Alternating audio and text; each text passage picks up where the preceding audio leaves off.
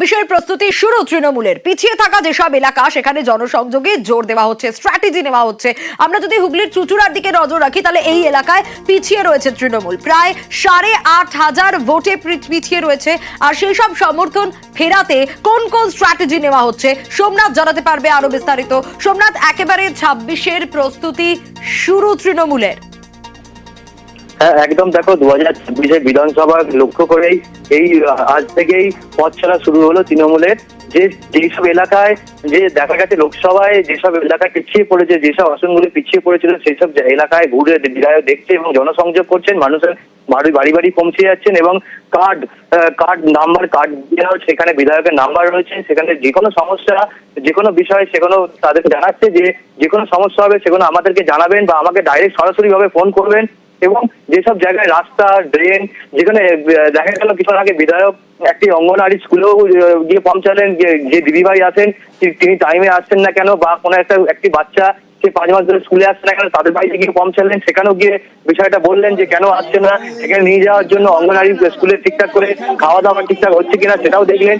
এবং যেসব জায়গায় রাস্তা নেই, কেন কি সমস্যা মানুষের, লক্ষ্মী ভান্ডার কার্ড সমস্যা, সেই সব সবাই মানুষের ডোর টু ডোর গিয়ে সেগুলো জিজ্ঞাসা করছেন। এবং এই জনসংযোগ যাত্রা আজ থেকে শুরু হচ্ছে দেবানন্দ দেবীপুর থেকে, এবং এখানে নিচে পায়ে হেঁটে বিভিন্ন জায়গায় বিভিন্ন মানুষের বাড়িতে পৌঁছে তাদের অসুবিধার কথা জানছেন এবং সঙ্গে সঙ্গে ডায়েরিতে নোট করছেন। এবং যে সিকিউরিটি রয়েছে, যে পঞ্চায়েত প্রধান রয়েছে, পঞ্চায়েত সদস্য রয়েছে, তাদেরকে নিয়ে সঙ্গে সঙ্গে যে সমস্যা রয়েছে সেই সমস্যাগুলো সঙ্গে সঙ্গে নোট করে সঙ্গে সঙ্গে যারা পঞ্চায়েত সদস্য এবং পঞ্চায়েত প্রধান রয়েছে তাদেরকে হুঁশিয়ারি দিচ্ছেন। সোমনাথ, পিছিয়ে থাকা এলাকায় জনসংযোগে জোর দেওয়া হচ্ছে এবং জনসংযোগ যাত্রায় বিধায়ক বেশ আজকে থেকে নেই, টুকুনদাও আমাকে চেনে। যেখানে জনসমর্থন আমাদের বিরুদ্ধে গেছে সেই জনসমর্থনটা আমাদের পক্ষে আনার জন্য এই জনসংযোগ যাত্রা। আমি মনে করছি নামা দরকার, নামছি। যারা নামবে ধীরে ধীরে সবাই নামবে, এক এক করে সবাই নামবে। 2026-এর প্রস্তুতি তো আমাদের দল শুরু করছে। আমি যেহেতু পিছিয়ে পড়েছি আমার এলাকায়, আমার এটা দায় এবং দায়িত্ব দুটোই যে এই হারানো জায়গাগুলো ফিরিয়ে আনা। যে কথাগুলো মানুষ বলছে সেগুলো একদম পুরোপুরি ঠিক। যারা এখানে দায়িত্বে আছে পঞ্চায়েতে, তারা আমাকে সঠিক তথ্য দেয়নি। পঞ্চায়েতে বসবো, পঞ্চায়েতের যারা মেম্বার, প্রধান, উপপ্রধান, তাদের নির্দেশ দেবো কিভাবে চলতে হবে। যে দায়িত্ব আছে বিভিন্ন এলাকায় যারা, সেই দায়িত্বেরও কিছু পরিবর্তন করব।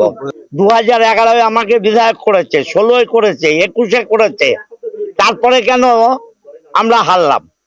মানুষের মনে ক্ষোভ আছে, দুঃখ আছে। এই ক্ষোভ দুঃখ দেখার জন্যই আমার এই জনসংযোগ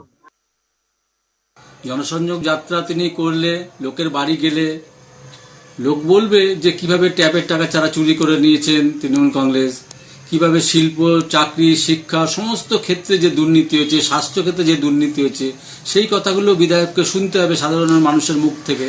তার ক্যান্ডিডেট তিনি হন বা অন্য কেউ, ব্যাপক ভোটে তিনি যে হেরে যাবেন, তৃণমূল কংগ্রেস হেরে যাবে, সেই জবাব কিন্তু তিনি আগামী 26-এ বিধানসভায় পেয়ে যাবেন।